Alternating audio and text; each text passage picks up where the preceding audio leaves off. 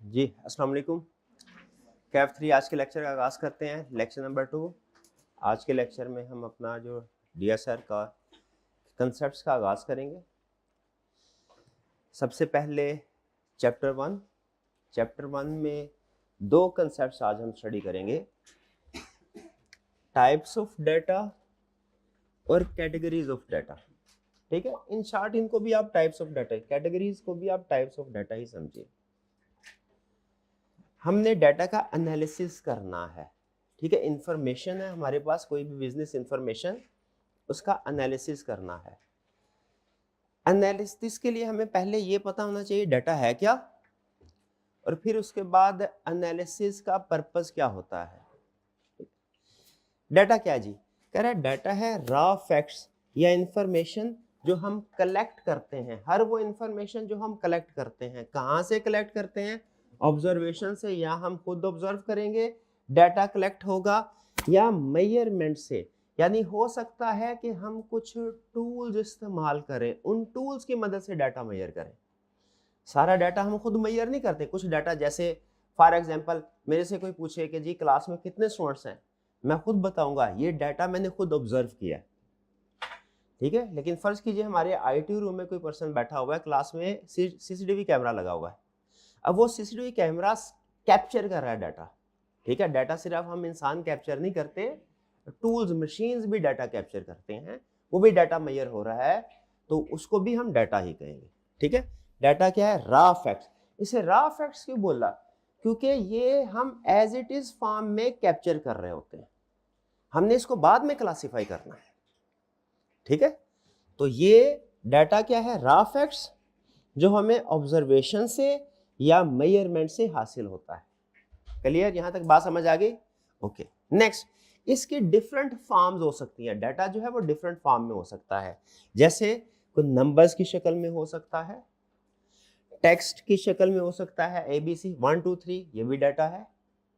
Text की शक्ल में ABC ये भी डाटा है। पिक्चर की शक्ल में डाटा हो सकता है।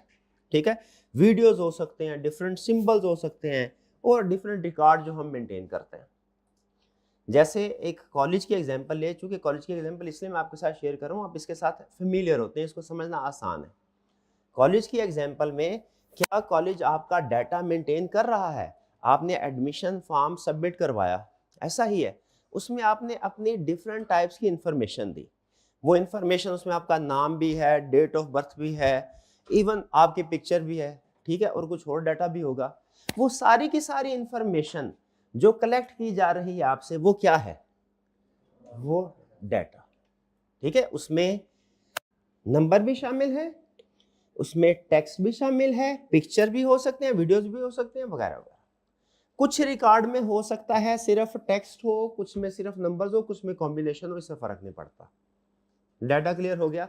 अच्छा, अब आपका डाटा रॉ फॉर्म में कॉलेज के पास है। रॉ फॉर्म में इसलिए कह रहा हूं कि अभी कॉलेज ने उसे अपने किसी पर्पस के लिए क्लासिफाई नहीं किया। ठीक है, क्या ये डाटा कॉलेज के लिए या कॉलेज के किसी भी एम्प्लॉय के लिए यूजफुल है? किसी पर्पस के लिए बताइए, क्या ये डाटा जो आपने सबमिट करवाया है वो बिल्कुल यूजफुल है? फॉर एग्जांपल कॉलेज ने ये डिसाइड करना है कि आपने उस एडमिशन फॉर्म में किस किस सब्जेक्ट्स में एनरोलमेंट करवाई है ताकि आपकी सीट अलॉट की जाए उसे, ये डाटा उस पर्पस के लिए यूज हो सकता है। ठीक है, ये डाटा बिलिंग पर्पस के लिए भी यूज हो सकता है। कैसे? पता चले कि किस स्टूडेंट ने कितने सब्जेक्ट ऑप्ट किए हैं, कितनी फीस पे की है, और बाकी कितनी फीस रिमेनिंग है। क्या ये डाटा मार्केटिंग पर्पस के लिए यूज हो सकता है? बताइए, क्या ये डाटा जो आपने बिल्कुल यूज हो सकता है।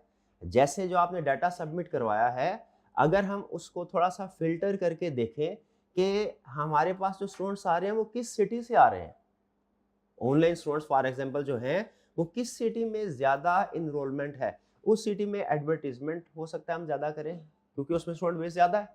हो सकता है उसमें कोई एक्स्ट्रा फैसिलिटी प्रोवाइड करने की कोशिश करें। क्या डिफरेंट बिजनेस ऑर्गेनाइजेशन को ये पता होना चाहिए कि हमारे पास जो कस्टमर आ रहा है उसकी लोकेशन क्या है? बिल्कुल। तो इस पर्पस के लिए सारा डाटा कलेक्ट किया जाता है। डाटा क्या है हमें समझ आ गई। डाटा याद रखें तभी यूजफुल होगा जब आप इसको ऑर्गेनाइज करेंगे और इसको एनालाइज करेंगे। क्लियर? ये आज की एज मैंने बोला था इंफॉर्मेशन एज है, ठीक है। यहाँ पे इंफॉर्मेशन ही असल में पावर है। आपके पास सही इंफॉर्मेशन हो, करेक्ट टाइम पे इंफॉर्मेशन हो, ठीक है। आपके लिए फर्ज कीजिए कि अगर आप का मोबाइल है उसमें इंफॉर्मेशन सेव है, क्या आप अगर जैज़ कैश ऐप यूज कर रहे हैं या कोई बैंकिंग ऐप यूज कर रहे हैं, उसका यूजर नेम और पासवर्ड ये क्या है? ये डाटा ही है, यूजर नेम और पासवर्ड। क्या आप समझते हैं कि यूजर नेम और पासवर्ड वैल्यूएबल इंफॉर्मेशन है? बिल्कुल है। अगर किसी अनऑथराइज्ड पर्सन के पास ये इंफॉर्मेशन आई, वो हो सकता है लाखों रुपए आपके अकाउंट में से निकलवा ले। और आप अक्सर सुनते होंगे डार्क वेब पे डाटा सेल हुआ, ठीक है। वो क्या होता है? वो बेसिकली हैकर्स ये सेंसिटिव डाटा हैक करते हैं, डार्क वेब पे सेल कर देते हैं। वो किस वजह से सेल करते हैं? वो वैल्यूएबल है तो सेल हो रहा है ना, ठीक है। तो इसीलिए डाटा हमारे सारे फैक्ट्स, और वो यूजफुल कब होगा? जब हम उसको ऑर्गेनाइज करेंगे और एनालाइज करेंगे। फिर उसके बाद छोटा सा कंसेप्ट हमें बताता है कि एक बिजनेस के लिए डाटा क्यों अहम है। कह रहा है बिजनेस के लिए डाटा इस वजह से अहम है क्योंकि डिसीजन मेकिंग की बेसिस है ये। रेलिवेंट इंफॉर्मेशन के बाद आप एक बैंक में मैनेजर है, फॉर एग्जांपल आपसे पूछा जाता है जी आपके एरिया में हम न्यू ब्रांच ओपन करना चाहते हैं, इस एरिया में, किसी ऐसे एरिया में जहां पे ऑलरेडी कोई ब्रांच नहीं है। क्या आपके पास कोई रेलिवेंट इंफॉर्मेशन होनी चाहिए इसके लिए? बिल्कुल होनी चाहिए। क्या इंफॉर्मेशन होगी भाई? इस जगह पे कितने इकोनॉमिक एक्टिविटीज कितनी हो रही है, कितनी मार्केट्स हैं, ऑलरेडी कितने बैंक से ब्रांचेस ओपन की हुई है। ये इंफॉर्मेशन होगी तो आप बेहतर डिसीजन कर सकेंगे। वरना अगर इंफॉर्मेशन के बगैर आपने डिसीजन किया, हो सकता है किसी ऐसी जगह ब्रांच ओपन कर ले जहां पे कस्टमर नहीं है, इकोनॉमिक एक्टिविटीज नहीं है, वो तो आपका डिसीजन जो है वो फ्लॉप हो जाएगा, ठीक है। कंपनी जब कोई न्यू प्रोडक्ट लॉन्च करती है तो पहले मार्केट में सर्च करती है। रिसर्च से पता चलता है कि एग्जिस्टिंग प्रोडक्ट्स मार्केट में कौन कौन सी अवेलेबल है, कस्टमर उनसे सेटिस्फाइड है या नहीं, कस्टमर कौन सा फीचर मांग रहा है प्रोडक्ट में।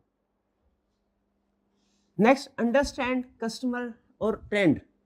कंपनीज के लिए डाटा इसलिए भी अहम है, बिजनेस के लिए डाटा इसलिए भी अहम है, क्या उन्हें अंदाजा होता है मार्केट में करंटली किस चीज की डिमांड है, कस्टमर क्या चाह रहा है, कौन सी चीज इन फैशन है, ठीक है, इन ट्रेंड है। इसके बाद फिर प्रोडक्ट्स को उसके मुताबिक कस्टमाइज करते हैं या न्यू प्रोडक्ट्स को लॉन्च करते हैं। स्ट्रेटजीज बनाने में, फॉरकास्ट, फ्यूचर की प्लानिंग करने में डाटा यूजफुल है। और foundation for analysis and reports, different types के एनालिसिस या रिपोर्ट्स जनरेट करनी, उसमें भी डाटा यूजफुल होता है, डाटा ही यूज होता है बैक एंड पे। क्लियर? ये बेसिक कंसेप्ट है, इसमें कोई टेक्निकल चीज नहीं किसी में। सिर्फ अभी तक एक छोटी सी चीज मैंने आपको जो अहम बताई वो ये कि डाटा की डिफरेंट फॉर्म्स हो सकती हैं। यहां तक मुझे बताइए क्लियर? कोई प्रॉब्लम तो नहीं है? चलिए आगे चलते हैं। नेक्स्ट हम स्टडी करने जा रहे हैं main types of data. Data की मेन टाइप्स क्या है भाई? कर दीजिए कंप्लीट इसको। डाटा की मेन टाइप्स क्या है? ये बहुत इजी कंसेप्ट है, types of data. Categories of data में कुछ शायद नई चीजें आपको सीखने को मिलेंगी, ये मेरा ख्याल है ऑलरेडी आपने पढ़ा होगा। आपने मुझे बताना है कि ऑलरेडी किसी सब्जेक्ट में कंसेप्ट पढ़ा है कि नहीं आपने। टाइप्स ऑफ डाटा, हाँ स्टैट में, शाबाश। डाटा की डिफरेंट टाइप्स है। कौन सी types? Quantitative data, qualitative data. Quantitative data कौन सा है? जिसको हम नंबर्स में प्रेजेंट करते हैं, ठीक है। और क्वालिटेटिव डाटा कौन सा है? जिसको हम नंबर में नहीं, कैटेगरीज में प्रेजेंट करते हैं, ठीक है। जिस डाटा को भी आप नंबर में प्रेजेंट कर सकते हैं वो हमारा क्वांटिटेटिव डाटा। अब क्वांटिटेटिव डाटा की फर्दर दो टाइप्स है। पहले टाइप क्या है? Discrete data. और दूसरी टाइप क्या है? Continuous data. कुछ नंबर ऐसे होते हैं जो कि काउंटेबल हैं एज होल नंबर, ठीक है। जैसे नंबर ऑफ स्टूडेंट्स, ये हमारी क्लास में नंबर ऑफ स्टूडेंट्स जितने भी है वो क्या होगा? वो होल नंबर होगा, पार्शियल नंबर तो नहीं हो सकता। ये discrete data. Number of cars 25 होंगी, 26 होंगी, किसी जगह पे जब हम रिप्रेजेंट कर रहे होंगे 25.4 तो नहीं होगी। ये क्या है? Discrete data. क्वांटिटेटिव है और डिस्क्रीट डाटा। दूसरी टाइप्स है कंटिन्यूअस डाटा। कंटिन्यूअस डाटा ऐसा डाटा है ये भी, इसको भी हम नंबर्स में ही प्रेजेंट करते हैं, लेकिन इसको हम मेजर करते हैं डेसिमल्स में। ये डेसिमल्स में भी मेजर किया जा सकता है, ठीक है, या फ्रैक्शन में भी। जैसे किसी पर्सन की हाइट 5 फीट भी हो सकती है, 6 फीट भी हो सकती है, इसके दरमियान में भी हो सकती है, 5.5, 5.6, 5.4 ये भी हो सकती है। तो ये डाटा कौन सा हुआ हमारा? Continuous data. डिस्क्रीट डाटा कौन सा है? Whole number. और कंटिन्यूअस डाटा कौन सा है? फ्रैक्शन में कन्वर्ट हो सकता है। ठीक है, जैसे टेम्परेचर है, टेम्परेचर भी आप फ्रैक्शन या डेसिमल्स में कन्वर्ट कर सकते हैं। क्लियर? अच्छा, फर्ज कीजिए कि एडमिशन फॉर्म पे एक इंफॉर्मेशन लिखी हुई है, नंबर ऑफ फैमिली मेंबर्स। ठीक है, किसी स्टूडेंट से पूछा जा रहा है कि आपके फैमिली मेंबर्स की तादाद क्या है। पहला क्वेश्चन बताइए, क्वांटिटेटिव डाटा या क्वालिटेटिव? Quantitative data. ठीक है, दूसरा क्वेश्चन बताइए, डिस्क्रीट डाटा या कंटिन्यूअस? Discrete data. ये क्लासिफिकेशन किस काम आती है हमारे? ये सब्सिक्वेंटली हम जो टाइप ऑफ एनालिसिस परफॉर्म करना चाहते हैं ना, हमने डाटा को किस तरीके से प्रेजेंट करना है, इस पे एनालिसिस कौन सा अप्लाई करना है, वो इस पे डिपेंड करेगा, टाइप ऑफ डाटा। ठीक है, नेक्स्ट दूसरी टाइप ऑफ डाटा क्या है? Qualitative. Qualitative type of data क्या है? ऐसा डाटा जो कि बेसिकली हम नंबर्स में शो नहीं करते, कैटेगराइजेशन करते हैं, कैटेगरीज में प्रेजेंट करते हैं उसको। ये डाटा नॉमिनल हो सकता है और ऑर्डिनल हो, यानी कैटेगरीज बनाई जाती हैं। जैसे फर्ज कीजिए क्लास में मैं इनसे पूछता हूं, भाई आपकी एज क्या है? ठीक है, एज क्या है? फॉर एग्जांपल ये कहते हैं सर 22 ईयर्स। ठीक है, ये हमारा क्वांटिटेटिव डाटा है। लेकिन अगर मैं इनसे पूछता हूं, भाई फॉर एग्जांपल समझाने के लिए मैं कह रहा हूं, भैया जरा फील्ड एडमिशन फॉर्म फिल करें, उसके ऊपर एक फील्ड ये लिखा है जेंडर बताइए। अब जेंडर जो है, क्या ये क्वांटिटेटिव डाटा है? क्वांटिटेटिव डाटा नहीं, ये क्या है? क्वालिटेटिव। ठीक है, ये कैटेगराइजेशन के लिए यूज होता है, ताकि स्टूडेंट्स को कैटेगराइज किया जा सके। कॉलेज में कितने स्टूडेंट्स ऐसे हैं जो मेल हैं, उन्होंने एडमिशन लिया है, कितने फीमेल स्टूडेंट्स ने एडमिशन लिया है, उस लिहाज से अरेंजमेंट हो सके। तो मेल या फीमेल में क्लासिफाई करना, ये क्या है? Qualitative data. अगर आपका ड्राइविंग लाइसेंस बनवाया आपने, उन्होंने क्वेश्चन पूछा आपका ब्लड ग्रुप क्या है, ये ब्लड ग्रुप क्या क्वांटिटेटिव डाटा है या क्वालिटेटिव डाटा है? क्वालिटेटिव डाटा है। ठीक है, जो भी ब्लड ग्रुप है। क्लियर? क्वांटिटेटिव क्वालिटेटिव में फर्क समझ आ गया? क्वालिटेटिव में भी दो टाइप्स है फर्दर, नॉमिनल और ऑर्डिनल। होती दोनों में कैटेगराइजेशन है, लेकिन नॉमिनल जो कैटेगरी है इसमें हम कंपैरिजन नहीं कर सकते, यानी एक चीज को दूसरी से बेहतर या एक चीज को दूसरी से हायर रैंक नहीं कर सकते, रैंकिंग नहीं कर सकते। जबकि ऑर्डिनल में रैंकिंग हो सकती है। ठीक है, जैसे फर्ज कीजिए कि मैं ये पूछता हूं, भाई आप किस सिटी से बिलोंग करते हैं? मैंने पूछा सियालकोट से। आप किस सिटी से बिलोंग करते हैं? गुजरावाला से। क्या ये क्वांटिटेटिव डाटा या क्वालिटेटिव? ये क्वालिटेटिव डाटा है। अच्छा मुझे बताइए, क्या सियालकोट गुजरावाला से बेहतर है? किस तरह की रैंकिंग कर सकते हैं आप? रैंकिंग नहीं कर सकते। ठीक है, तो ये डाटा नॉमिनल डाटा होगा। लेकिन अगर आप रैंकिंग कर सकते हैं तो फिर उस डाटा को हम क्या कहेंगे? ऑर्डिनल। यानी जब हमारी प्रेफरेंस होती है जिस डाटा में। जैसे मैं अगर इनसे पूछूं कि आप मुझे बताइए आपका एजुकेशन लेवल क्या है, इससे पहले आपकी क्वालिफिकेशन क्या है, इन्होंने बोला सर इससे पहले इंटरमीडिएट किया, एफएससी की है, इन एफए किया। इन्होंने बोला सर मैंने इससे पहले बीए किया। अब एक पर्सन की, एक कैंडिडेट की क्वालिफिकेशन एफए है, एक की क्वालिफिकेशन बीए है। मुझे ये बताइए क्या इसमें ये क्वांटिटेटिव हुआ है कि क्वालिटेटिव? क्वालिटेटिव। क्या इसमें रैंकिंग की जा सकती है? बिल्कुल की जा सकती है। हम ये कह सकते हैं कि जिसने बीए किया है उसकी क्वालिफिकेशन हायर है एफए की निस्बत। तो ये हमारा डाटा होगा ऑर्डिनल। क्लियर? ठीक है, इसी तरह फर्ज कीजिए अगर मैं पूछता हूं आपसे, सर आपने हमारी प्रोडक्ट इस्तेमाल की, बिजनेस एग्जांपल लेते हैं, प्रोडक्ट इस्तेमाल की, जरा इसके बारे में फीडबैक दीजिए, happy, very happy, sad, very sad. अब ये हमें इंफॉर्मेशन देंगे इसके बारे में। क्या ये इंफॉर्मेशन क्वांटिटेटिव है या क्वालिटेटिव? क्वालिटेटिव। शाबाश। अच्छा बताइए क्या नॉमिनल है या ऑर्डिनल है? ऑर्डिनल है, क्योंकि इसमें रैंकिंग की जा सकती है। ठीक है, ये एग्जांपल्स, ये एजुकेशन लेवल, सेटिस्फेक्शन लेवल, ठीक है, शर्ट साइज में इसको रहने, ये थोड़ा सा आपको फिलहाल कंफ्यूज करे। तो ये आपको टाइप्स ऑफ डाटा समझ आ गया। ये टाइप्स ऑफ डाटा हम किस लिए पढ़ रहे हैं, क्योंकि बाद में हमने लेटेस्ट स्टेज पे जाके इसके ऊपर डिफरेंट टाइप्स ऑफ एनालिसिस करने हैं, वहां से हमें पता चलेगा। जैसे आप डैशबोर्ड बनाएंगे, समरी बनाएंगे अपने डाटा को प्रेजेंट करने के लिए, ठीक है, उस डाटा को किस तरीके से प्रेजेंट करना है, ठीक है, एक्स एक्सिस पे क्या शो करना है, वाई एक्सिस पे क्या शो करना है, टाइप्स ऑफ चार्ट कौन सा होना चाहिए, ठीक है, ये सारी चीजें, ये उस वक्त आपके लिए ये टाइप ऑफ डाटा काम यूजफुल होगा, काम आएगा। क्लियर भैया? आपसे दरखास्त की थी लिखने उसको, आपने उसको,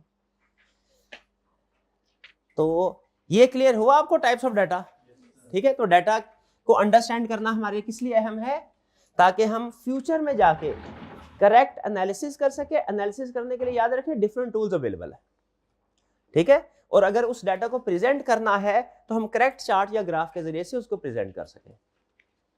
क्लियर जी? यहां तक क्लियर? ये हमारा पहला कंसेप्ट था। चेक पॉइंट लगाते हैं, क्विक रिकैप करते हैं। हमने अभी तक के लेक्चर में क्या सीखा? हमने ये सीखा कि डाटा जो है वो रॉ फैक्ट्स है जो हम कलेक्ट करते हैं खुद से, ऑब्जर्वेशन के जरिए से भी, या डिफरेंट टूल्स को यूज करते हुए मेजरमेंट करते हैं, ठीक है।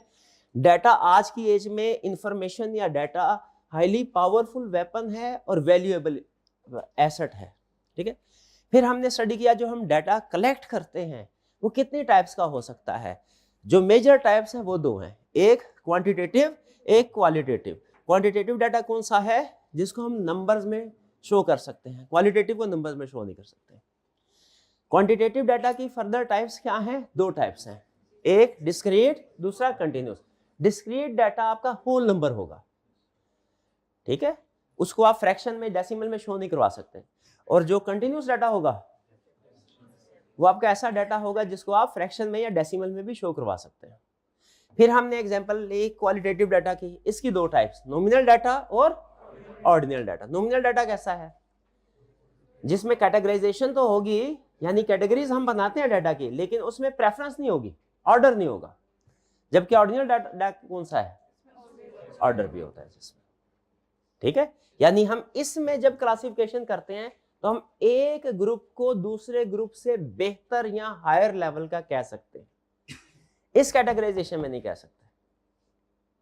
क्लियर? आप ये नहीं कह सकते कि फॉर एग्जांपल ब्लड ग्रुप जो है वो, एक ब्लड ग्रुप जो है वो दूसरे ब्लड ग्रुप से हमेशा बेहतर है, ऐसी बात नहीं। कैटेगराइजेशन जरूर कर सकते हैं, उनका ऑर्डर या उनकी प्रेफरेंस नहीं कर सकते। क्लियर जी? चलिए यहां पे अब चेक पॉइंट लगाते हैं। नोट्स आपको मिल गए चैप्टर 1 के, शाबाश। अब आपने करना क्या है, इसको रीड करना है और लर्निंग ऑब्जेक्टिव 1 के एंड पे कुछ क्वेश्चंस हैं, ठीक है। आपने इन क्वेश्चंस को अटेम्प्ट करना है। अभी कोशिश करें क्लास में बैठे बैठे अटेम्प्ट करें। आपको 5 मिनट का टाइम दिया जा रहा है। 5 मिनट के बाद इंशाल्लाह फिर नेक्स्ट कंसेप्ट की तरफ मूव करते हैं। ये टॉपिक इसको इरेज कर दें। अगर आपने पिक्चर लेनी है इसकी तो पिक्चर ले, वैसे सब कुछ नोट्स में लिखा हुआ है। अगर आप बोर्ड पे सिर्फ इसको अंडरस्टैंड कर लें, समझ लें तो काफ़ी है। ये सारी चीज़ें नोट्स पे लिखने की ज़रूरत नहीं, लेकिन अगर वीएन पर्पज़ के लिए लिखना चाहते हैं तो लिख भी सकते हैं। इसकी पिक्चर ले लीजिएगा, फिर हमने इसको दोबारा यूज़ करना है। अब मैं नेक्स्ट लर्निंग ऑब्जेक्टिव जो है ना वो मैंने पैरेलल चलाना है। कुछ इन्फॉर्मेशन लेफ्ट साइड पे होगी, कुछ राइट साइड पे मैंने आपको डिस्प्ले करवानी है कंप्यूटर की मदद से, इसलिए इसको हमें रेज करना पड़ेगा, ठीक। तो अभी नोट्स नहीं मिले, अभी नोट्स शेयर करते हैं। अटेम्प्ट कीजिए, अटेम्प्ट करने, क्वेश्चन अटेम्प्ट करने के बाद फिर इसको डिस्कस करते हैं हम, अगर आपका कोई क्वेश्चन हुआ, और नेक्स्ट लर्निंग ऑब्जेक्टिव की तरफ मूव करेंगे। आपके पास 5 मिनट का टाइम है जो स्टार्ट होता है अब। पॉज कीजिएगा जी। उम्मीद है रीडिंग आपने कर ली होगी। कोई कंसेप्ट अगर आपको लर्निंग ऑब्जेक्टिव 1 में समझ नहीं आया, या जो लर्निंग ऑब्जेक्टिव के एंड पे कुछ क्वेश्चंस दिए गए हैं वो छोटी छोटी सिनेरियो बेस्ड क्वेश्चंस हैं, केस स्टडी नहीं कहना चाहिए उन्हें, वो बहुत ही छोटे हैं, लेकिन सिनेरियो बेस्ड क्वेश्चन है। जो कुछ आपने सीखा है उसको डिफरेंट सिचुएशन पे कैसे अप्लाई करना है, उसका एनालिसिस कैसे करना है, उस तरह के क्वेश्चंस आपको मिलेंगे। क्या आपने वो क्वेश्चन अटेम्प्ट कर लिए? उनमें कोई प्रॉब्लम? सही क्लासिफिकेशन कर लिया आपने? उसमें बेसिकली क्वेश्चन में सिखाया क्या उसने आपको कि डिफरेंट टाइप्स ऑफ डाटा में आपने क्लासिफाई उसको कैसे कर सकते हैं। क्या आप में ये एबिलिटी है कि आपके सामने डिफरेंट टाइप्स का डाटा अगर रखा जाए आप उसको करेक्टली क्लासीफाई कर लें? तो आप लोगों ने मुझे ये स्टेटमेंट दिया कि आपने इन क्वेश्चन को अटेम्प्ट कर लिया और करेक्टली क्लासीफाई कर लिया, ऐसा ही है? चलिए नेक्स्ट लर्निंग ऑब्जेक्टिव की तरफ चलते हैं।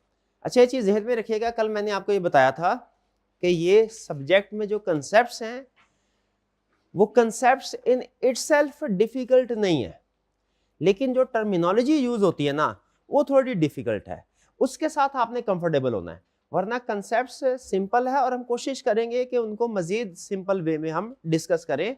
और देखिए खास तौर पे दूसरी चीज जो मैंने आपको बताई थी वो ये कि आपने कोशिश करनी है इन कंसेप्ट्स को अपनी रियल लाइफ के साथ कनेक्ट करें। ठीक है, जब कोई भी कंसेप्ट आप सीखते हैं आप उसको प्रैक्टिकली अपने इर्द गिर्द होता देखते हैं ना तो वो ज्यादा बेहतर तरीके से समझ भी आता है और आपके जहन में बैठता भी है, रिटेन भी होता है।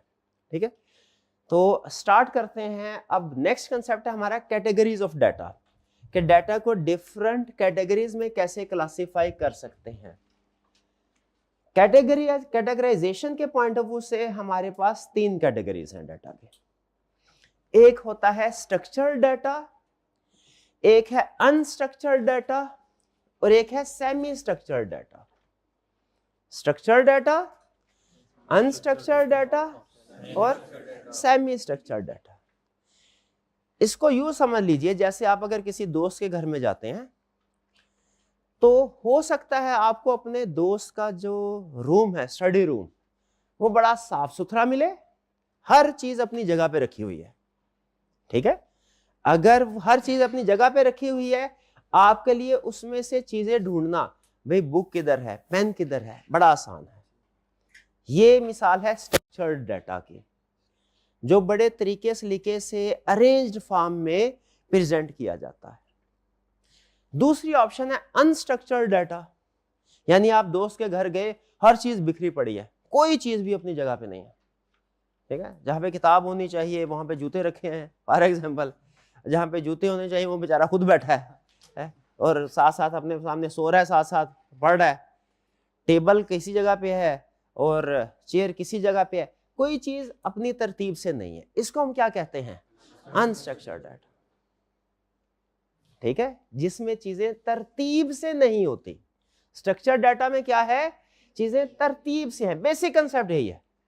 जब आप डाटा तरतीब से प्रेजेंट करते हैं स्ट्रक्चर्ड डाटा, जब कोई तरतीब नहीं है अनस्ट्रक्चर्ड। अच्छा, जब तरतीब है भी और नहीं भी, 50-50, ये सेमी स्ट्रक्चर्ड डाटा, यानी जिस जगह पे किताबें होनी चाहिए उसी जगह पे किताबें हैं, लेकिन होना तो ये चाहिए। फॉर एग्जांपल जैसे अकाउंटिंग है ना, तो अकाउंटिंग की जो 3-4 बुक्स है वो सारी इकट्ठी हों। ठीक है, उसके बाद फॉर एग्जांपल अगर सेकंड सब्जेक्ट जो है वो लॉ का है, लॉ की बुक्स इकट्ठी हों। ठीक है, ऐसा होना चाहिए। लेकिन है क्या, जिस जगह पे बुक्स हैं उसी जगह पे बुक्स हैं, लेकिन कभी लॉ की बुक आ जाती है, उसके बाद आगे अकाउंटिंग की बुक आ जाती है, फिर फाइनेंस की बुक आ जाती है। इस तरीके से बुक्स के अंदर अरेंजमेंट नहीं है। कंसेप्ट समझ रहे हैं? बुक्स के अंदर अरेंजमेंट नहीं, इसे हम क्या बोलेंगे? Semi structured data. तो ये 3 तरह के डाटा यानी हम प्रेजेंट कर सकते हैं, हम यूज कर सकते हैं। Structured, unstructured, semi structured. जो स्ट्रक्चर्ड डाटा होता है हमारा, उसको हम प्रेजेंट करते हैं रोज और कॉलम की शक्ल में। किस शक्ल में? रोज और कॉलम की शक्ल में। ठीक है, रोज बनी है, कॉलम बनी हुआ है, उसमें हर रो, हर कॉलम, हर सेल के अंदर कोई ना कोई इंफॉर्मेशन है तरतीब से। ये स्ट्रक्चर्ड डाटा है। स्ट्रक्चर्ड डाटा को बड़ी आसानी के साथ आप स्टोर भी कर सकते हैं, मत स्टोर मीन सेव भी कर सकते हैं, बड़ी आसानी के साथ सर्च भी कर सकते हैं। कोई रेलिवेंट डाटा अगर आपने सर्च करना हो, और उसे एनालाइज भी किया जा सकता है। स्ट्रक्चर्ड डाटा में अगर आपने डाटा स्ट्रक्चर्ड फॉर्म में प्रेजेंट किया है, स्ट्रक्चर्ड फॉर्म में अपने पास सेव किया है, उसे बड़ी आसानी के साथ सर्च कर सकते हैं, एनालाइज कर सकते हैं, स्टोर कर सकते हैं। इसकी एग्जांपल्स क्या है? जैसे customer list, different organization customer list maintain करती हैं। तो मुझे बताइए जिस जगह पे मेंटेन हो रहे होते हैं, ये हमारा कस्टमर मिस्टर ए है, ये इसका नाम है, ये इसका कॉन्टैक्ट नंबर है, ये इसका एड्रेस है, ये सारी इंफॉर्मेशन क्या तरतीब से लिखी होती है या रैंडम नाम कहीं पे है, उसका एड्रेस कहीं पे है, फोन नंबर कहीं पे है, मिक्स करके होता है? बताइए कैसे मेंटेन किया जाता है? बैंक रिकॉर्ड है, आप बैंक स्टेटमेंट अपनी निकलवाए, उसमें जो आपको डाटा प्रेजेंट किया जाता है क्या तरतीब से रोज और कॉलम की शक्ल में होता है, डेट्स आ रही हैं, उसके आगे ट्रांजैक्शन नंबर आ रहा है, फिर उसके बाद डिस्क्रिप्शन आ रही है, फिर उसके बाद डेबिट्स हैं, क्रेडिट्स हैं, फिर उसके बाद बैलेंस है, रोज और कॉलम की शक्ल में प्रेजेंट किया जाता है। ये क्या है, ये स्ट्रक्चर्ड डाटा। ठीक है, इन्वेंट्री, जब आप बिजनेस में इन्वेंट्री मैनेज कर रहे होते हैं, उसमें भी आप इन्वेंट्री काउंटिंग में वो इन्वेंट्री लेजर कार्ड बनाते होंगे, बनाया ना कभी आपने लेजर कार्ड? मुझे बताइए जो लेजर कार्ड बनाते हैं आप, क्या वो रोज और कॉलम की शक्ल में नहीं होता, जिसमें इश्यूज हैं, रिसीट्स हैं, डेट है पहले, फिर रिसीट्स हैं, फिर इश्यूज हैं, फिर बैलेंस है, रोज और कॉलम के। जब भी डाटा जो रोज और कॉलम की शक्ल में होगा, याद रखिए उसको स्ट्रक्चर्ड डाटा बोलेंगे। ठीक है, इसी तरह गवर्नमेंट के पास वोटर्स की लिस्ट है, सारे हमारे पास कितने सिटीजन है, क्या नाम है, वगैरह वगैरह, सारा डाटाबेस, ये स्ट्रक्चर्ड डाटा। स्ट्रक्चर्ड डाटा को जो मेंटेन करने के लिए डिफरेंट सॉफ्टवेयर यूज किए जाते हैं। वो कुछ सॉफ्टवेयर ऐसे हो सकते हैं जो सिंपल हो, कुछ सॉफ्टवेयर ऐसे हो सकते हैं जो कॉम्प्लेक्स हो। ठीक है, अच्छा अब हम जो क्लास में डिस्कस दोनों तरह की चीजें करेंगे। बाज़ औक़ात जब हम कंसेप्ट डिस्कस कर रहे होंगे ना, तो उसकी एग्जाम्पल में कुछ सिंपल एप्लीकेशन की एग्जाम्पल भी होगी, कुछ कॉम्प्लेक्स एप्लीकेशन की एग्जाम्पल्स भी होंगी। क्लास में ज़बानी कलामी डिस्कस दोनों करेंगे, लेकिन जब आपके सामने मैं कोई प्रेजेंट करूंगा तो वो सिर्फ सिंपल वाली एप्लीकेशन को प्रेजेंट करूंगा, क्योंकि कॉम्प्लेक्स हमारे लिए वो बहुत ज़्यादा उसको एक्सेस करना, उसको मैनेज करना, उसको डिस्प्ले करना, उसको रन करना, बाज़ औक़ात कॉम्प्लेक्स सॉफ्टवेयर रन करते करते 5 मिनट लग जाएंगे, तो कुछ में लिमिटेशंस है, वो आप प्रैक्टिकल लाइफ में जाके सीखेंगे। ठीक है, तो स्ट्रक्चर्ड डाटा को प्रेजेंट करने के लिए डिफरेंट सॉफ्टवेयर यूज होते हैं। उसमें से जो 2 सॉफ्टवेयर हैं, एक है माइक्रोसॉफ्ट एक्सेल और एक है SQL, structured query language. SQL की आगे डिफरेंट टाइप्स होती हैं, बहरहाल ये 2 जो स्ट्रक्चर्ड डाटा है उसको प्रेजेंट करना है, कौन से सॉफ्टवेयर यूज होते हैं, एक्सेल और एसक्यूएल, स्ट्रक्चर्ड क्वेरी लैंग्वेज। अब आपके सामने ये एक डाटा मैं डिस्प्ले करने जा रहा हूं, आपने मुझे बताना है कि ये स्ट्रक्चर्ड है, सेमी स्ट्रक्चर्ड है या कि अनस्ट्रक्चर्ड। ये हमारे पास डाटा आ गया, ये देखें नजर आ रहा है आपको, थोड़ा इसको फोल्ड साइज बढ़ाते हैं। ये डाटा ये एक्सेल की शक्ल में है, यहाँ पे हमारे पास कस्टमर आईडी, कस्टमर नाम, ये सारा हाइपोथेटिकल फेक डाटा है, जेन्युइन डाटा नहीं है, फेक डाटा। सिर्फ आपको बताना ये मकसद है इंफॉर्मेशन को हम प्रेजेंट कैसे कर रहे हैं। देखिए सारी इंफॉर्मेशन तरतीब से लगी हुई है, रोज और कॉलम की शक्ल में। ठीक है, तो ये हमारा कौन सा डाटा है, स्ट्रक्चर्ड डाटा। इस पे मैं कोई भी एनालिसिस करना चाहूँ, अगर मैं कोई एंट्री भी करना चाहूँ, मेरे लिए बड़ा आसान है। नया कस्टमर मैंने ऐड करना है, नीचे यहाँ पे मैं कस्टमर ऐड कर दूंगा नया, आगे उसकी फील्ड ऐड कर दूंगा। मैंने कोई एनालिसिस करना है, मेरे लिए एनालिसिस करना बहुत आसान है। एनालिसिस कैसे, फॉर एग्जांपल मैं ये चाहता हूं कि मुझे पता चल जाए कि हमारे पास किस सिटी में कितने कस्टमर हैं, कराची से कितने कस्टमर आए हमारे पास। तो यहाँ पे डाटा का एनालिसिस करने के लिए डिफरेंट टूल्स अवेलेबल होते हैं, वो डिपेंड करता है कौन सा सॉफ्टवेयर आप इस्तेमाल कर रहे हैं। यहाँ पे मैंने फिल्टर किया और यहाँ पे सेलेक्ट कर लिया मैंने सिर्फ कराची को, मेरे पास ये सारे कराची के कस्टमर्स आ गए। ठीक है, किसी और सिटी को मैंने अगर सेलेक्ट करूंगा, उसके साथ एनालिसिस है ना, ये एनालिसिस। अच्छा अगर मैं एनालिसिस कुछ और करना चाहता हूँ, फॉर एग्जांपल मैं ये एनालिसिस करना चाहता हूँ कि हाईएस्ट स्पेंडिंग किसकी है, सबसे ज्यादा मेरा कौन सा ऐसा कस्टमर है जिसने सबसे ज्यादा शॉपिंग की है, तो यहाँ पे मैं अगेन एक और ऑप्शन यूज करूंगा शॉर्ट। ये डिफरेंट ऑप्शंस होती हैं। ठीक है, आपने सीखनी नहीं है, सिर्फ आपको बता रहा हूं कि हम डाटा जब हमारे सामने आ जाए ना, तो हम जिस पॉइंट ऑफ व्यू से चाहे एनालिसिस कर सकते हैं। अब यहाँ पे मैंने इसको तरतीब से लगा दिया, मैंने कहा भाई ऐसा करो, शॉर्ट करके दो मुझे इसको। कैसे, आप टोटल स्पेंडिंग के पॉइंट ऑफ व्यू से शॉर्ट करो, और मुझे ऑर्डर कौन सा चाहिए, स्मॉलेस्ट टू लार्ज, नहीं लार्जेस्ट टू स्मॉल, यानी बड़े वाला जो कस्टमर है वो पहले रखे, छोटे वाला बाद में। अब यहाँ पे अगर आप देखें तो मेरे पास मुझे पता चल गया कि सबसे ज्यादा शॉपिंग मेरे इस कस्टमर नंबर 79 ने की है, और ये हमसे सेटिस्फाइड है, उससे रेटिंग। ये सारा डाटा क्या है, ये स्ट्रक्चर डाटा है। तो स्ट्रक्चर डाटा समझ आ गया आपको? जब कभी स्ट्रक्चर डाटा जहन में आए, रोज कॉलम, ये आपको पता चल जाना चाहिए। क्लियर? स्ट्रक्चर डाटा ओके हो गया। उसके बाद आगे चलते हैं next. Unstructured data. Unstructured data कौन सा है? जो तरतीब से नहीं है, जिसमें कोई रोज कॉलम नहीं है, कोई फील्ड नहीं है, भाई जैसे मर्जी आपने उसको प्रेजेंट कर दिया, जो चीज जहां पे लिखना चाहिए, प्रेजेंट करना चाहिए, आपने कर दी। किसी किस्म की कोई तरतीब नहीं है कि ये जगह है, इस जगह पे हमेशा इस तरह की इंफॉर्मेशन आएगी, ऐसा कुछ नहीं है। जिस जगह पे जो इंफॉर्मेशन आप चाहें वो प्रेजेंट कर सकते हैं। ये है अनस्ट्रक्चर्ड। इसमें कोई फिक्स्ड फॉर्मेट नहीं है। स्ट्रक्चर्ड डाटा में क्या था? फिक्स फॉर्मेट था। अनस्ट्रक्चर्ड डाटा में क्या है? कोई फिक्स फॉर्मेट नहीं। इसमें कोई भी टेक्स्ट भी हो सकता है, ऑडियो भी हो सकता है, वीडियो भी हो सकता है। इसमें नॉर्मली फील्ड, कोई एक फील्ड जब आप सेलेक्ट करते हैं ना स्ट्रक्चर्ड डाटा में, तो उसमें उसी तरह का डाटा आ रहा होता है। यहां पे आप देखिए, अगर नेम है ना, नेम, इसमें उसी तरह का सारा डाटा आ रहा है। ठीक है, नेम में। एज है, सारा डाटा न्यूमेरिक नंबर फॉर्म में है। जेंडर है, इसमें कोई नंबर नहीं आएगा, सारा डाटा टेक्स्ट फॉर्म में आएगा। यह है स्ट्रक्चर्ड। अनस्ट्रक्चर्ड में क्या होगा भाई? कभी यहाँ पे अल्फाबेट्स आ रहे होंगे, कभी नंबर्स आ रहे होंगे, ठीक है, कभी हो सकता है पिक्चर्स आए, ऑडियो आए, वीडियो वगैरह वगैरह। ठीक है, आप जो भी सोशल मीडिया पे फॉर एग्जांपल कन्वर्सेशन करते हैं, ठीक है, हमने एक चैटबॉट बनाया, अब कोई भी कस्टमर आके हमारे चैटबॉट के साथ इंटरेक्शन कर रहा है, वो डिफरेंट टाइप की इंफॉर्मेशन लेगा। ठीक है, कहेगा जी आपकी टाइमिंग्स क्या है। अब ये जो आंसर हमारा चैटबॉट देगा उसको, वो नंबर्स की शक्ल में देगा।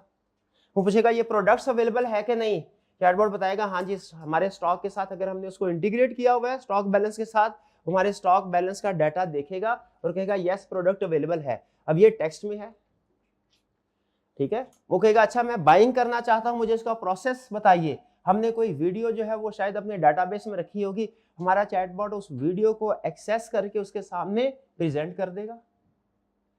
तो ये जो चैट कन्वर्सेशन होती है लोगों की एक दूसरे के साथ, ये सारी की सारी क्या होती है? अनस्ट्रक्चर्ड। ऐसा तो नहीं है कि अगर आप कॉलेज के रिप्रेजेंटेटिव के साथ एडमिशन के लिए इंफॉर्मेशन ले रहे हैं तो आपको मजबूर किया जाए कि आपने हमेशा सिर्फ टेक्स्ट फॉर्म में ही बात करनी है। नहीं, कभी बात टेक्स्ट फॉर्म में होती है, कभी नंबर्स में होती है, कभी कोई फॉर्म शेयर किया जाता है आपके साथ। तो जितनी भी हम ह्यूमन एक दूसरे के साथ कन्वर्सेशन करते हैं वो क्या होती है? अनस्ट्रक्चर्ड। उसमें कोई तरतीब नहीं है। आप कोई एक्सपेक्ट नहीं कर सकते कि अगला सवाल या अगला जवाब क्या आएगा, कैसा आएगा। वो किसी भी फॉर्म में हो सकता है, इसमें कोई फिक्स फॉर्मेट नहीं है। ये डाटा टेक्स्ट में भी हो सकता है, ऑडियो वीडियो, ये मिक्सर होगा। एग्जांपल क्या है? Customer reviews. आपके कस्टमर ने रिव्यू, आपने देखा होगा अक्सर कंपनी जो ऑनलाइन बिजनेस करती है वो अपनी प्रोडक्ट्स के नीचे वो डिस्प्ले करती हैं कि भैया आप फीडबैक या रेटिंग देना चाहिए, दे सकते हैं। अब अगर तो फीडबैक देने के दो तरीके होते हैं। आप अगर फॉर एग्जांपल ये ऐप्स यूज करें, InDrive वगैरह की ऐप्स है, भाई क्या ऐप्स यूज करें, तो उसमें जब आप अपना ट्रैवलिंग कंप्लीट करते हैं उसके बाद एक होता है रेटिंग आती है, स्टार्स 1 2 3 4, वो स्ट्रक्चर्ड है। आप यहाँ तो 4 करेंगे या 5 करें, आप फीडबैक दे सकते हैं लेकिन एक ही शक्ल में, फिक्स फॉर्मेट में। लेकिन उसके बाद नीचे उन्होंने एक बॉक्स भी बनाया होता है जिसमें आप कमेंट कर सकते हैं। कमेंट में आप किसी भी किस्म का डाटा, उसमें कोई रिस्ट्रिक्शन नहीं है। कोई हो सकता है 1 लफ्ज दिखे, कोई 10 लफ्ज दिखे, ठीक है, कोई इसमें नंबर यूज करे, कोई अल्फाबेट यूज करे, वो डिफरेंट टाइप की इंफॉर्मेशन हो सकती है। तो जो कस्टमर रिव्यूज होते हैं जितने भी, वो क्या होंगे? हमारे अनस्ट्रक्चर्ड डाटा। कोई फिक्स फॉर्मेटिंग नहीं है, ठीक है। वो किसी की इंग्लिश अच्छी होती है, किसी की नहीं होती, कोई स्पेलिंग ठीक है, कोई इंग्लिश में लिखता है, कोई रोमन उर्दू, रोमन इंग्लिश, कुछ इस तरह की जो भी होती है, जो आप SMS में लैंग्वेज यूज करते हैं उसमें लिखता है। कोई फिक्स फॉर्मेट तो नहीं है, ये है अनस्ट्रक्चर्ड डाटा, ठीक है। ईमेल्स आप एक दूसरे को जो भेजते हैं उसमें जो इंफॉर्मेशन होगी वो क्या है? अनस्ट्रक्चर्ड। कोई रूल नहीं है, जो इंफॉर्मेशन आप ईमेल में इंक्लूड करना चाहे कंटेंट कर सकते हैं, जिस लेंथ की ईमेल बनाना चाहे बना सकते हैं, कोई पाबंदी तो नहीं है। आप अपने नोट्स बनाते हैं, हैंड रिटन नोट्स, ये भी क्या है? अनस्ट्रक्चर्ड डाटा, ठीक है। आपको जैसे कभी आप डायग्राम यूज कर रहे हैं, कभी इंग्लिश, कभी नंबर यूज कर रहे हैं, की मर्जी है। कॉल रिकॉर्ड्स आप जब बोलते हैं, ठीक है, उसमें भी वेरिएशन है, ठीक है। तो फोटोज, वीडियोस वगैरह, ये भी डाटा स्ट्रक्चर्ड नहीं होता, यानी ये इसमें सिमेट्री नहीं होती इस तरह के डाटा में। इस तरह के डाटा को, अच्छा आप मुझे बताइए, अगर आपको स्ट्रक्चर्ड और अनस्ट्रक्चर्ड में फर्क समझ आ गया तो मुझे बताइए कौन से वाले डाटा का एनालिसिस करना आसान है और किसका मुश्किल है। लेकिन नामुमकिन नहीं है, बस थोड़ा सा ख्याल रखना पड़ता है हमें। अनस्ट्रक्चर्ड डाटा क्या इसको भी एनालाइज करना चाहिए कि इसको छोड़ देना चाहिए हमें? इसको भी एनालाइज करना चाहिए, ठीक है। और डिफरेंट एनालिसिस के टूल्स अवेलेबल है, जैसे मैंने बताया ना स्ट्रक्चर्ड डाटा के लिए एसक्यूएल है, माइक्रोसॉफ्ट एक्सेल है, यहां पे भी डिफरेंट टूल्स अवेलेबल है, ठीक है। जैसे है एनएलपी, नेचुरल लैंग्वेज प्रोसेसिंग। क्या एनएलपी बोले? क्या नेचुरल लैंग्वेज प्रोसेसिंग। टर्म शायद आपको थोड़ी सी मुश्किल लग रही होगी, लेकिन कंसेप्ट बहुत आसान है। क्या नेचुरल लैंग्वेज क्या होता है? जो हम इंसान इस्तेमाल करता है। मैं आपके साथ बोल रहा हूं, ये नेचुरल लैंग्वेज है। आप जो लिख रहे हैं, ये इंसानों की जुबान नेचुरल लैंग्वेज है। क्या हम आज, मैंने बताया था बिग डाटा का दौर है, अगर हमने एक प्रोडक्ट लॉन्च की है, उस पर डिफरेंट कस्टमर, हजारों कस्टमर ने रिव्यू दिया है, क्या हम किसी इंसान को कह सकते हैं रिव्यू पढ़ो और हमें समरी बना के दो? बहुत मुश्किल हो जाएगा, नामुमकिन के करीब। आज के दौर में, बिग डाटा के दौर में, हम ये काम किससे करवाते हैं? एआई से करवाते हैं। तो एआई को इस काबिल होना चाहिए कि हम इंसानों की जुबान समझ सके। भाई पिक कर रहे हैं? उसकी इस एबिलिटी को कि वो हमारी मशीनों की इस एबिलिटी को कि मशीन हमारी जुबान समझ सके, इसे कहते हैं natural language processing, NLP ability. उसमें होगी तो वो ये काम कर लेंगे, ठीक है जी। छोटी सी एग्जांपल लेके आते हैं। यहां पे फर्ज कीजिए कि ये एक टेस्ट है, ये एक बच्चे ने टेस्ट दिया, सिर्फ समझाने के लिए आपके पास, आपके सामने शेयर। ये टेस्ट, ये स्ट्रक्चर्ड डाटा है या अनस्ट्रक्चर्ड डाटा है? ये अनस्ट्रक्चर्ड डाटा है, ठीक है। अब एक ऑप्शन तो ये है कि मैं इसको पढ़ूं, एक एक लफ्ज को क्या लिखा है, और इसको मार्क करता रहूं। क्या ये टेस्टिंग मेरे बिहाफ पे, मेरे इंस्ट्रक्शंस के मुताबिक कंप्यूटर कर सकता है? बिल्कुल कर सकता है, एआई कर सकता है, लेकिन उसके लिए एआई में एक एबिलिटी होनी चाहिए। क्या? Natural language processing. मैं ये देखना चाहता हूं कि क्या ये नेचुरल लैंग्वेज है ना, इंसान ने लिखा है, ह्यूमन ने लिखा है, मैं देखना चाहता हूं कि नेचुरल लैंग्वेज प्रोसेसिंग एबिलिटी है या नहीं। मैं क्या करूंगा? मैं ये डाटा अपने कंप्यूटर को दे दूंगा, अपनी ऐप को दे दूंगा, और देखूंगा कि क्या वो समझने के काबिल है कि नहीं इसको, ठीक है। अब देखिए मैंने क्या किया, फॉर एग्जांपल मैंने इसको थोड़ा सा इसको कॉपी किया।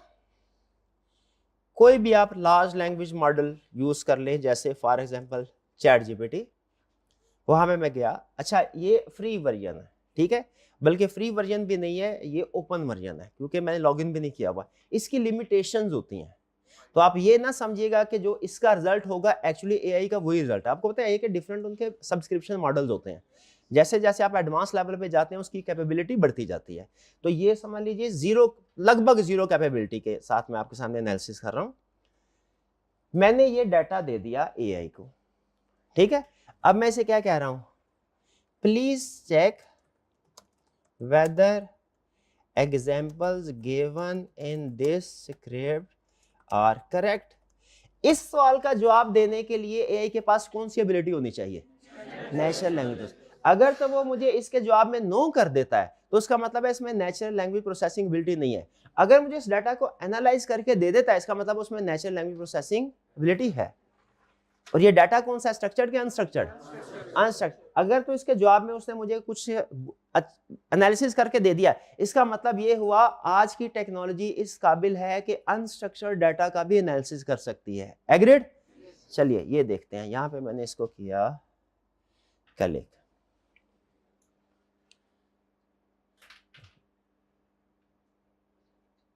कुछ सोच रहा है। हाँ ये देखिए, अब उसने आंसर देना। अब ये देखिए एग्जाम्पल सारी, पुलिस ऑफिसर एंड एक्यूज। क्या इसमें पुलिस ऑफिसर एंड एक्यूज की एग्जाम्पल थी? बिल्कुल। Tax officer and tax payer, क्या ये इसकी एग्जाम्पल? टैक्स ऑफिसर टैक्स, उसके ऊपर कमेंट कर रहा है। कमेंट वो जनरल कर रहा होगा, उसको छोड़े वो क्या कर रहा है, लेकिन क्या उसने हमारे डाटा को रीड कर लिया, एनालाइज कर लिया, रिजल्ट दे दिया? अब उस रिजल्ट की एक्यूरेसी डिफरेंट फैक्टर्स पे डिपेंड करती है, ठीक है। इसका मतलब ये हुआ इसमें नेचुरल लैंग्वेज प्रोसेसिंग एबिलिटी है, ठीक है। तो इसका मतलब हमें अनस्ट्रक्चर्ड डाटा भी जो हम कंपाइल करते हैं ना, हमने उसको इग्नोर नहीं करना। अपने पास संभाल के रखना, उसकी बेस पे भी एनालिसिस होगा। एक और एग्जांपल लेते हैं, इसमें एक और एग्जांपल थी कौन सी, इसका एक और यूज था कस्टमर रिव्यूज। क्या कस्टमर के जो रिव्यूज होते हैं वो अनस्ट्रक्चर्ड डाटा या स्ट्रक्चर्ड डाटा? अनस्ट्रक्चर्ड डाटा है। क्या अनस्ट्रक्चर्ड डाटा इग्नोर कर देना चाहिए? इतने रिव्यूज है कौन पढ़ेगा? कि कंपनी को अनस्ट्रक्चर्ड डाटा को भी एनालाइज करना चाहिए। डिसीजन मेकिंग में यूजफुल है ये, बताइए है कि नहीं है? चलिए आइए जरा इसका एक्सपेरिमेंट करते हैं। रिसेंटली कोई एक प्रोडक्ट बताइए जो अभी रिसेंटली लॉन्च हुई हो। आईफोन 17, शाबाश, आईफोन 17। चलिए ये हम जा रहे हैं आईफोन 17 पे, यहाँ पे 19 मिलियन व्यूज हैं, इसको सेलेक्ट कर लेते हैं, ठीक है। अच्छा इसको हमने सेलेक्ट किया तो हम फर्ज कीजिए हमने आईफोन लॉन्च किया है, अब हम इसके बारे में देखना चाहते हैं लोगों का फीडबैक क्या है, ठीक है। यहाँ पे मैंने क्या किया, कोई जहाँ पे हमने अपनी प्रोडक्ट को लॉन्च किया होगा वहां पे कहा होगा कस्टमर से कि यहाँ पे कमेंट कीजिए, वो डिफरेंट प्लेटफॉर्म पे डिफरेंट हो सकता है। यहाँ पे तो कमेंट सी टर्न्ड ऑफ है, कोई और सेलेक्ट कर लेते हैं 1.3 मिलियन वाला, हाँ जी इसके कमेंट्स हैं, ठीक है जी। ये सारे कमेंट्स आ गए, ये आगे वो वीडियो चल रही है, वो डिस्प्ले कर रहा है, अनबॉक्सिंग कर रहा है, इसको छोड़िए। हमारे लिए रेलिवेंट क्या है एज कंपनी, ये कस्टमर कमेंट। हमने क्या करना है, इन कमेंट्स को करना है कॉपी, ठीक है, कॉपी करते जाएं। वैसे तो चाहे तो सारे कमेंट्स करने, क्योंकि हम फ्री वर्जन यूज कर रहे हैं तो वो एक लिमिटेड हद तक ही डाटा को एक्सेप्ट करेगा। हमने फर्ज कीजिए कोई 400-500 कमेंट्स कॉपी कर लिए, फर्ज करें कॉपी कर लिए। अब मैं चाहता हूं, मेरा मकसद क्या है कि मैं चाहता हूं मैं एक एक कमेंट मुझे ना पढ़ना पड़े, मेरा जो सिस्टम है, ऐप है, वो सारे कमेंट्स को पढ़ के मुझे समरी बना दे। अब ये उसी सूरत में कर सकेगा अगर उसके पास नेचुरल लैंग्वेज प्रोसेसिंग एबिलिटी होगी। वो जान सकेगा कि जब हम ये लफ्ज इस्तेमाल करते हैं ना वाह, तो उसका मतलब है कस्टमर हैप्पी है। ऐसे हम नॉर्मली कमेंट्स में इसी तरह के अल्फाज यूज, अनस्ट्रक्चर्ड डाटा तो ऐसे ही होता है ना, कोई वाह है, कोई ओए होए होए होए, इस तरह के अल्फाज होंगे अनस्ट्रक्चर्ड। क्या हमारा कंप्यूटर, हमारा सिस्टम इस तरह के मैसेजेस को इंटरप्रेट कर सकता है? आइए अब जरा उसकी ये एबिलिटी चेक करते हैं। इसको बोलते हैं सेंसिटिविटी एनालिसिस, देखना कि क्या कस्टमर के कितना सेंसिटिव है हमारी प्रोडक्ट के बारे में। तो हमने कमेंट्स को, ये आप किसी भी जाके खुद भी एक्सपेरिमेंट कर सकते हैं, किसी भी प्रोडक्ट के नीचे जो कमेंट्स हैं उनको कॉपी करें। अगेन हम एआई को यूज करते हैं यहां पे, और उसे कहते हैं परफॉर्म सेंसिटिविटी एनालिसिस। ये सेंसिटिविटी एनालिसिस, ये लफ्ज याद कर लीजिए, एनालिसिस ऑन फॉलोइंग। फिर हमने कर दिया पेस्ट, ओके, वो सारे कमेंट्स हमने पढ़े भी नहीं है, क्लिक कर दिया।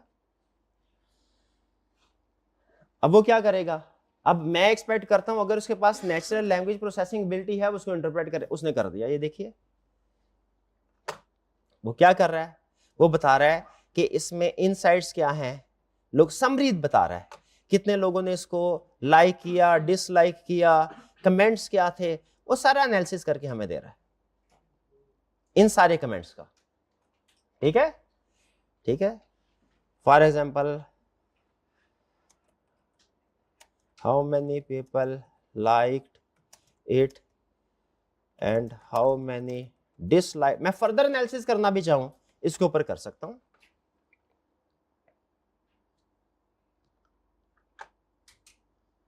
ठीक है। यहां पे कमेंट्स हैं, कंपैरिजन कर रहा है प्रोडक्ट वैल्यूएशन का,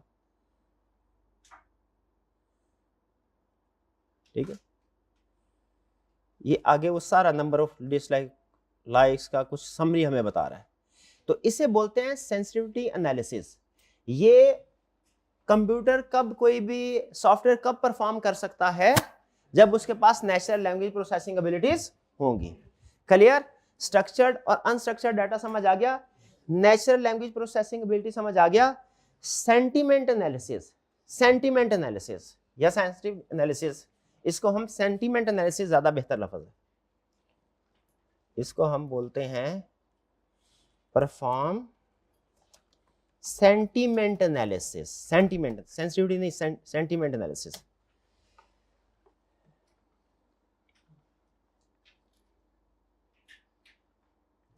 अब ये देखिए, ये उसने क्या बताया, ये उसने बताया कि पॉजिटिव कमेंट्स क्या क्या है, फिर उसने बताया नेगेटिव कमेंट्स कौन कौन से हैं, न्यूट्रल कमेंट्स कौन से हैं। ये ओवरऑल सारे कमेंट्स का एनालिसिस करके आपके सामने समरी रख देगा। मेरे पास इतना टाइम नहीं है कि मैं उसके ये कमेंट्स देखूं, नीचे मैंने समरी पढ़ दी। पॉजिटिव कमेंट कह रहा है majority of comment shows positive sentiments, इसका मतलब है ज्यादातर लोगों ने इस प्रोडक्ट के बारे में पॉजिटिव कमेंट दिया, ठीक है।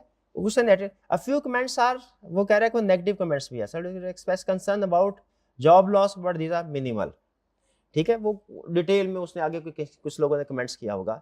इसी तरह फर्ज कीजिए अगर मैं एनालिसिस करता हूं क्रिकेट मैच, ठीक है, पाकिस्तान बांग्लादेश, कल वाले मैच का, ठीक है, इसका हम 5 मिलियन व्यूज हैं, इसका सेंटीमेंट एनालिसिस क्या करना है मैंने भला, कैसे सेंटीमेंट एनालिसिस कैसे परफॉर्म करेंगे, किसी भी जगह जाके जहां पे आपकी प्रोडक्ट है वहां जाके आपने कमेंट्स को कॉपी करना है, एआई के पास आना है, उसे क्या कहना है, perform sentiment analysis of following comments, और फिर पेस्ट कर देना है सारे कमेंट्स को। कोई पढ़ने की जरूरत नहीं है। ये क्या करेगा, वो कह रहा है नहीं बड़ी हो गई,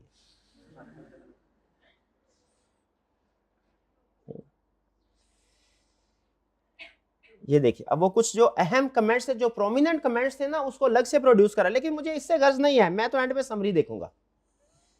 ये इसकी नेचुरल लैंग्वेज प्रोसेसिंग एबिलिटीज है जिसकी वजह से वो हमें ये कमेंट्स देने के काबिल है। यहाँ पे देखिए पॉजिटिव कह रहा है majority of comments were positive, mainly focused on humour, excitement and engagement with others watching the match at odd hours, ठीक है। वो रात लेट नाइट 11-12 बजे तक चलता रहा। Many comments show negative comments, negative comments. A few comments express negative sentiment for related to disappointment about the match or players' performance. कुछ player की परफॉर्मेंस के बारे में। तो ये सेंटीमेंट एनालिसिस आपको पता चल गया क्या हो गया। वापिस आते हैं, structure data okay, unstructured data okay. एक लफ्ज में आपसे कोई बोले स्ट्रक्चर डाटा क्या, आपने कहना है ऑर्गेनाइज्ड।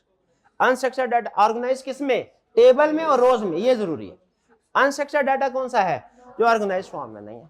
क्या अनस्ट्रक्चर्ड डाटा को भी हम एनालाइज कर सकते हैं, यस। कैसे कर सकते हैं, नेचुरल लैंग्वेज प्रोसेसिंग एबिलिटी की वजह से। और इसकी एक एग्जांपल क्या है, सेंटीमेंट एनालिसिस हमने किया, जिसमें हमने देखा कि हम इंसानों के जो कमेंट्स होते हैं, अल्फाज होते हैं, कंप्यूटर उसको इंटरप्रेट कर सकता है। वो हमारे अल्फाज से जान सकता है कि हम हैप्पी फील कर रहे हैं, सैड फील कर रहे हैं, हमारी फीलिंग्स क्या है, ठीक है। हमारे अल्फाज के चुनाव से आज का कंप्यूटर जो इंफॉर्मेशन टेक्नोलॉजी है उसमें एआई है, उससे अंदाजा हो जाएगा कि हमारी फीलिंग्स क्या है, हमारी फीलिंग्स को समझने के काबिल हो गया है, ठीक है। इसे कहते हैं सेंटीमेंट एनालिसिस। अब चलते हैं semi structure data. Semi structure data क्या है, ये ऐसा डाटा है जो कि कुछ स्ट्रक्चर्ड है कुछ अनस्ट्रक्चर्ड है। जैसे मैंने एग्जांपल दी कि बुक्स वाली जगह पे सारी बुक्स मौजूद हैं, लेकिन वो मिक्स है, बुक्स का सेक्शन मिक्स है, लेकिन ओवरऑल बुक्स अपनी जगह पे मौजूद है। ये कह रहा था अनस्ट्रक्चर्ड डाटा। इसमें बेसिकली टैग्स या लेबल्स को यूज किया जाता है, यानी कुछ सेक्शन, पूरा जो आपका डाटा होगा उसके कुछ सेक्शन जो होते हैं वो एक खास स्ट्रक्चर के मुताबिक हमने प्रेजेंट किए होते हैं, लेकिन जो नेक्स्ट कंटेंट होगा वो कुछ भी हो सकता है। जो भी कंटेंट या पैराग्राफ या डिवीजन होगी उसका अपना स्ट्रक्चर, एक खास स्ट्रक्चर होगा। यानी एक पूरा फर्ज कीजिए एक वेब पेज है, इसकी एग्जांपल लीजिए। आप शॉपिंग करने के लिए गए किसी कंपनी के वेब पेज पे, तो आपके सामने मोबाइल है। जैसे वो क्या होता था हमारे ज़माने में, होता था जीएसएम अरीना होता था, अभी होता है मोबाइल की शॉपिंग के लिए डिफरेंट वेब पेजेस होते हैं कि नहीं होते, मोबाइल कभी विजिट करते हैं आप किसी कंपनी की प्रोडक्ट्स को विजिट करने के लिए जाएं, डिफरेंट प्रोडक्ट्स होंगी, उन प्रोडक्ट्स में जहां पे क्लिक करेंगे तो इंफॉर्मेशन सारी सिस्टमैटिक होगी। पहले इमेज लगा होगा प्रोडक्ट का, उसके साथ प्राइस होगी, उसकी डिस्क्रिप्शन होगी, वो उन्होंने सारा उसको स्टैंडर्डाइज फॉर्मेट किया होगा, ठीक है। यानी हर प्रोडक्ट का स्ट्रक्चर एक ही तरह का। लेकिन उसके नीचे कुछ कस्टमर्स ने फीडबैक दिया होगा, रिव्यूज दिए होंगे, तो वेब पेज का जो ऊपर वाला हिस्सा है वो स्ट्रक्चर्ड है और उसका जो नीचे वाला हिस्सा है वो अनस्ट्रक्चर्ड है। इस वेब पेज, क्योंकि वेब पेज एक पूरा एक डाटा है, इसको हम क्या कहेंगे, ये क्या है, ये सेमी स्ट्रक्चर्ड है, ठीक है। सेमी स्ट्रक्चर में डिफरेंट टैग्स या लेबल्स होते हैं। लेबल लगा के ना, समझ लीजिए हेडिंग्स होती है, हेडिंग के जरिए से हम उसको स्ट्रक्चर करते हैं। यानी हेडिंग 1, हेडिंग 2, हेडिंग 3, हेडिंग 4 ये स्ट्रक्चर्ड हो गई, ठीक है। अब हेडिंग एक खास वे में प्रेजेंट की जाती है, लेकिन उस हेडिंग के अंदर जो इंफॉर्मेशन आ रही होगी फॉर एग्जांपल वो वेरी कर सकती है, वो अनस्ट्रक्चर्ड होगी, ठीक है। इसकी डिफरेंट एग्जांपल है, डिफरेंट फाइल फॉर्मेट्स हैं, जेसन, XML, HTML, ठीक है, और ये IoT, ठीक, इंटरनेट ऑफ थिंग डिवाइसेस, ये इसकी एग्जांपल्स हैं सेमी स्ट्रक्चर्ड डाटा के, ठीक है। की टर्म्स क्या है, टैग्स या मार्कर्स, इसमें हम जो इंफॉर्मेशन होती है उसको डिफरेंट टैग्स या मार्कर्स में क्लासिफाई करते हैं। XML क्या है, ये डिफरेंट टर्म्स है, extensible markup language, Jason HTML hyper text markup language है, जेसन था जावा स्क्रिप्ट ओपन नोटेशन, गालबन ये है। आपके लिए टर्म्स याद करने की जरूरत नहीं है, इनकी एब्रीविएशन, सिर्फ नाम याद रखे। सेमी स्ट्रक्चर्ड डाटा की क्या एग्जांपल्स हैं, XML file, JSON file, HTML file. HTML file खास तौर पे आपके लिए अहम है क्योंकि इसे वेब पेजेस के लिए यूज किया जाता है, ठीक है, और डिफरेंट ऐप्स बनाने के लिए भी यूज किया जाता है, डिफरेंट फाइल्स भी यूज की जा सकती हैं अदर फाइल टाइप पे। कोई एग्जांपल्स हम लेते हैं, फॉर एग्जांपल देखते हैं इसको एग्जांपल के जरिए से। ये हमारे पास एक वेब पेज है, ठीक है जी। अगर आप इस वेब पेज को ओपन करेंगे ना, डिफरेंट वेबसाइट पे जाते हैं, आप क्लिक करते हैं, आप देखते हैं कुछ इस तरह का मिलता है। अब ये चूंकि मैंने खुद बनाया हुआ है तो आपको इतना सोफिस्टिकेटेड तरीके से तो नजर नहीं आएगा, लेकिन अगर आप देखें किसी न्यूज वेबसाइट पे जाते हैं तो क्लिक करते हैं तो उसके आगे आप जो न्यूज ओपन होती है वो कुछ इसी तरह की न्यूज ओपन होती है, ऐसा ही है ये उसी तरह का। क्योंकि मैं प्रोफेशनल नहीं हूँ उस फील्ड का, तो मैंने जैसा तैसा बस काम चला लिया है, उसमें ब्यूटिफिकेशन नहीं आपको नजर आएगी, लेकिन आपको समझ आ गया ये एक वेब पेज इसी तरह से होता है। ये केस स्टडी है जो मैंने बेसिकली बनाया। इसमें अब देखें ये डिफरेंट हेडिंग्स आ रही हैं, ये हेडिंग है, ये हेडिंग, किसी हेडिंग में किसी टाइप की इंफॉर्मेशन है, किसी में किसी और टाइप की इंफॉर्मेशन है, कोई स्टैंडर्डाइजेशन नहीं है, लेकिन हेडिंग्स को प्रेजेंट करने का तरीकाकार स्टैंडर्डाइज्ड है। उस हेडिंग के अंदर जो इंफॉर्मेशन है वो स्टैंडर्डाइज्ड नहीं है। इसको अगर हम इसका फर्दर एनालिसिस करें ना, इसको हम ओपन करते हैं, ये तो वो है जो प्रेजेंट किया जा रहा है आपको। इसके बैकएंड पे जो काम है मैं आपको वो शो करवाना चाहता हूं। इसको मैंने ओपन किया नोटपैड के साथ, ठीक है। इसके अंदर जो भी इंफॉर्मेशन आप ये देखें, पहले आपको जो इंफॉर्मेशन वो यूजर को नजर आ रही होती है, लेकिन बैकएंड पे इंफॉर्मेशन ये होती है, ये सारी इंफॉर्मेशन, ये फाइल है, HTML फाइल है। इसमें अगर आप देखें, इसका एक आपको बजाहिर लग रहा होगा, पहली शक्ल नजर में देखेंगे ना आप कहेंगे ये तो अनस्ट्रक्चर्ड डाटा है, पता नहीं कोई तरतीब नहीं है, कोई जीव, कभी कुछ आ रहा है कभी कुछ आ रहा है। देखें तरतीब से नहीं है, रोज और कॉलम में तो नहीं है, लेकिन जब थोड़ा सा गौर करेंगे ना तो आप देखेंगे इसमें भी एक खास तरतीब है। पहले कोई भी जब हेडिंग आती है, वो जब भी हेडिंग आती है वहां पे लिखता है H1, ये हमारी हेडिंग है। इसके बाद अगर सेकंड हेडिंग आएगी H2, H3, जब भी हेडिंग आती है वो H का वर्ड यूज करता है। जब भी पेज आगे पेज ब्रेक आएगी तो वो P का वर्ड यूज करेगा। तो इस बजाहिर अनस्ट्रक्चर्ड डाटा के अंदर भी कुछ तरतीब के साथ काम हो रहा है, ठीक है। ये वाला फाइल फॉर्मेट कौन सा है, सेमी स्ट्रक्चर्ड डाटा। हमें जब अपने वेब पेजेस डेवलप करने होते हैं ना, तो उसमें कुछ डाटा हमें स्ट्रक्चर्ड रखना होता है और कुछ डाटा अनस्ट्रक्चर्ड, उस वक्त ये फाइल फॉर्मेट यूज होते हैं। टेक्निकली ज्यादा जो यूज होंगे फाइल फॉर्मेट वो यही है। कौन कौन से, XML, JSON, HTML, ये डिफरेंट टाइप्स ऑफ फाइल्स हैं, ठीक है। जैसे आप जब सॉफ्टवेयर बनाते हैं ना कोई, उसके लिए भी यूज होते हैं वेब पेज। अब वेब पेजेस की भी डिफरेंट टाइप्स हैं, कोई एक तरह के वेब पेज थोड़ी है, कोई बुक्स के लिए अलग वेब पेजेस है, वीडियोस के लिए अलग वेब पेजेस है। तो किसी टाइप ऑफ वेब पेज के लिए हो सकता है जेसन जो है ये सूटेबल हो, किसी के लिए XML सूटेबल हो, किसी के लिए HTML हो, ठीक है। जब मैंने थोड़ा सा ये प्रोग्रामिंग ऐप वगैरह बनाना सीखी तो सबसे पहले HTML से स्टार्ट लिया, HTML बेसिक। लेकिन हमारे LMS के ऊपर जो छोटे मोटे हम कुछ ऑटोमेशन करते हैं वो XML में होती है। HTML में भी हो सकती है, लेकिन XML में ज्यादा ऑप्शन LMS के पॉइंट ऑफ व्यू से अवेलेबल है। तो ये तीनों के तीनों समझ लीजिए जो फाइल स्ट्रक्चर्स है ना, ये आपके डिफरेंट वेब पेजेस और डिफरेंट एप्स बनाने के लिए यूज होते हैं। लेकिन डिपेंडिंग के कौन सा टाइप का वेब पेज या ऐप आप डेवलप कर रहे हैं, उस लिहाज से आपका फाइल डिफरेंट होगी। तो ये सेमी स्ट्रक्चर समझ आ गया। चलिए, अच्छा कल मुझे याद आया मैंने आपसे वाइब कोडिंग के बारे में पूछा था, तो क्या है वाइब कोडिंग?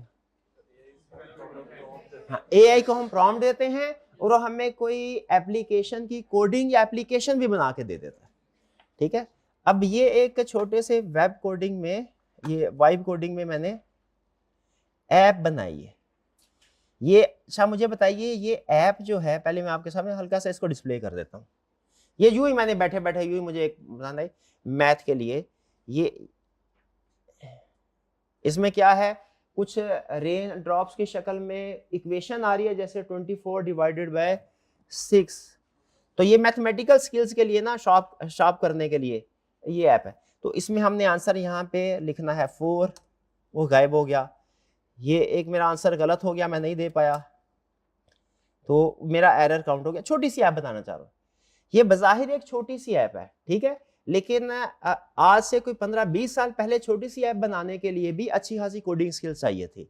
आज के मैंने ये मेरा हाल है 4 से 5 मिनट लगे होंगे और ये ऐप बन गई, ठीक है। अच्छा, अब इस ऐप में अगर आप देखें, ये किस फाइल स्ट्रक्चर पे बनी है भला? HTML पे, ठीक है, HTML। अब डिपेंड करता है, अगर मैं इसमें मजीद कस्टमाइजेशन करना चाहता तो मैं इसमें कोई डिफरेंट फाइल स्ट्रक्चर उसमें ऐड कर सकता था, ठीक है। इसमें भी अगर आप देखें ना, हम राइट क्लिक करके इसको देखते हैं, ओपन करते हैं नोटपैड के साथ, तो बज़ाहिर आपको लगेगा, ये अब मुझे बताइए ये कौन सा डाटा है? ये स्ट्रक्चर्ड है, अनस्ट्रक्चर्ड है या सेमी स्ट्रक्चर्ड? सेमी स्ट्रक्चर्ड है, ठीक है। बज़ाहिर अनस्ट्रक्चर्ड लग रहा है, अब पता नहीं कभी कोई चीज आ रही, कभी कोई चीज आ रही है, कभी कोई छोड़, लेकिन अगर आप थोड़ा सा देखेंगे ना, तो इसके अंदर भी तरतीब है, ठीक है। वो खास चीजों को, जो इंफॉर्मेशन को प्रेजेंट करता है, एक खास में प्रेजेंट करता है। तो ये है हमारे 3 कैटेगरीज ऑफ डाटा। क्लियर हो गई? कौन कौन सी? स्ट्रक्चर्ड डाटा, अनस्ट्रक्चर्ड डाटा और सेमी स्ट्रक्चर्ड डाटा।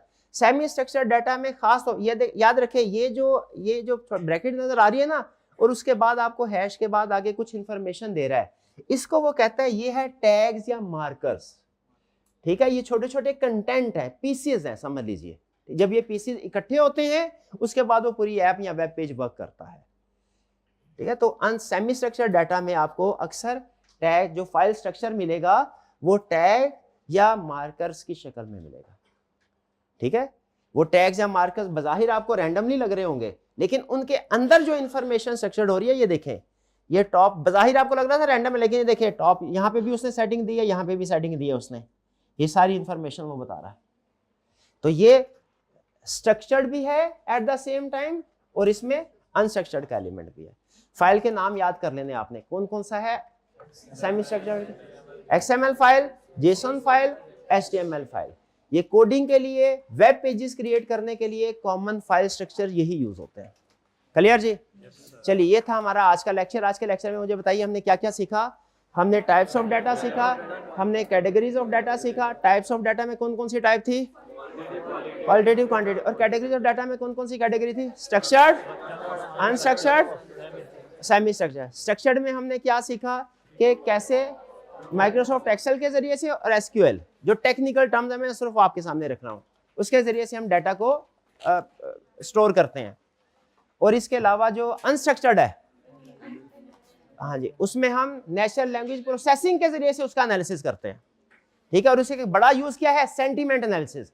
कोई भी प्रोडक्ट आपने लॉन्च की है, कस्टमर का फीडबैक आप आसानी के साथ विद इन सेकंड एनालाइज कर सकते हैं। हजारों मिलियंस के भी अगर रिव्यूज क्यों ना हो, चंद सेकंड में आप उनका एनालिसिस कर सकते हैं। और फिर सेमी स्ट्रक्चर्ड। सेमी स्ट्रक्चर्ड में हमने क्या सीखा कि सेमी स्ट्रक्चर्ड डाटा जो है ये नॉर्मली कहाँ यूज होता है? ये डिफरेंट वेब पेजेस क्रिएट करने में, एप्स बनाने में यूज होता है, ठीक है। और उसमें हम कितनी तरह के हमारे पास ऑप्शंस अवेलेबल हैं, ये चंद एक कॉमन एग्जांपल है, और भी बहुत सी ऑप्शंस है। कॉमन एग्जांपल कौन कौन सी है? फाइल स्ट्रक्चर की XML, JSON और HTML। शाबाश, क्लियर। आपने घर जाके नोट्स आपको दे दिए गए, लर्निंग ऑब्जेक्टिव 1, लर्निंग ऑब्जेक्टिव 2, इसको रीड करना है, इसके एंड में जो क्वेश्चन है उनको अटेम्प्ट करना है, ठीक है। कल क्लास के स्टार्ट में पहले छोटा सा क्विज होगा हमारा, फिर उसके बाद इंशाल्लाह हम नेक्स्ट कंसेप्ट की तरफ चलेंगे। डन जी? चलिए, आज का लेक्चर यहाँ खत्म करते हैं हम। अल्लाह हाफिज।